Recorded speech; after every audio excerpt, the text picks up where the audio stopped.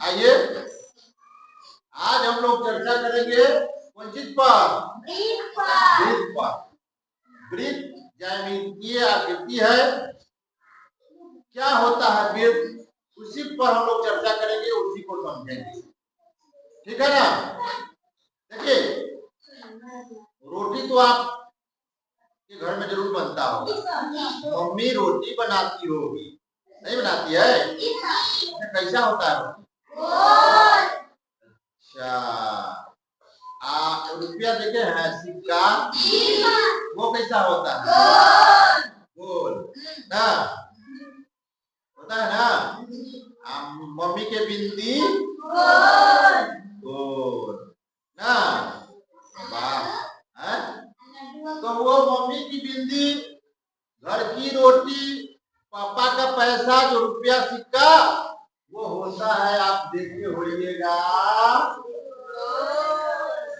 ऐसा। बताइए होता है कि नहीं? होता है।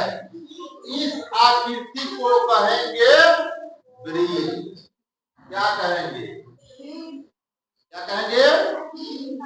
वृत्त। ये पूरा आकृति को क्या कहेंगे? वृत्त।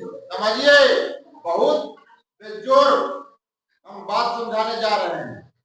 अच्छा, इसमें जो एक बीच वाला पॉइंट होता है, बीच में होगा ना वो बिंदु पॉइंट, जहां से इसको नचाया गया होगा, जहां से नचाया गया होगा ना, इस पॉइंट को कहते हैं, जानते हैं क्या कहते हैं? आप जानते हैं? नहीं जानते हैं? इसको कहते हैं, इस पॉइंट को कहते हैं केंद्र। क्या कहते हैं? भूलिएगा नहीं ना? क्या बोलेंगे इसको?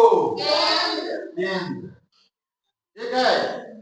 यूं समझिए, आप साइकिल का रिम देखे हैं? रिम देखे हैं ना? अब साइकिल जहाँ बीच में वो ऐसे लगल रहता है, इसको धूरा कहते हैं। आप धूरा बोलते हैं ना? यहीं पे मान के चलिए कि धूरा है ना? उसी को कहते हैं केंद्र। क्या कहते हैं? अच्छा, साइकिल के चक्का में रिम में ऐसा एगो लगल रहता है, ऐसा बहुत लगल रहता है। इसको क्या कहते हैं? ऐसा ऐसा बहुत लगल रहता है, इसको क्या कहते हैं? नहीं, इसको कहते हैं आप स्कोप।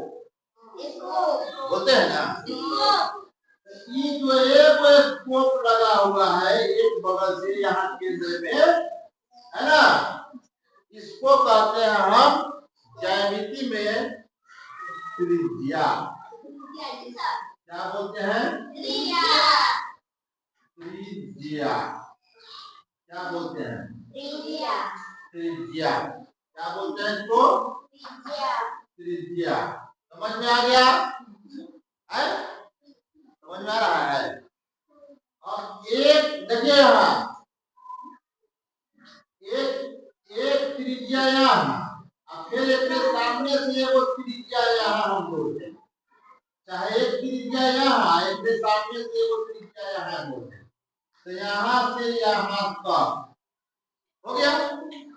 दूगो स्कोप पे जोड़ देंगे, रिम में तो नहीं हो जाएगा? यहाँ से यहाँ तक के जो दूरी हो गया, इसको कहेंगे क्या? जानते हैं? जानते हैं क्या कहेंगे? नहीं जानते हैं? ये हो गया व्यास। क्या हो गया?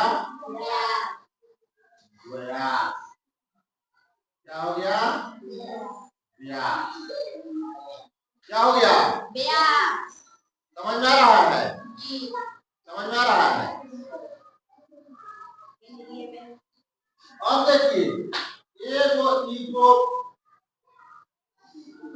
रिम है, ओकरा ऊपर से क्या चढ़ाया हुआ रहता है?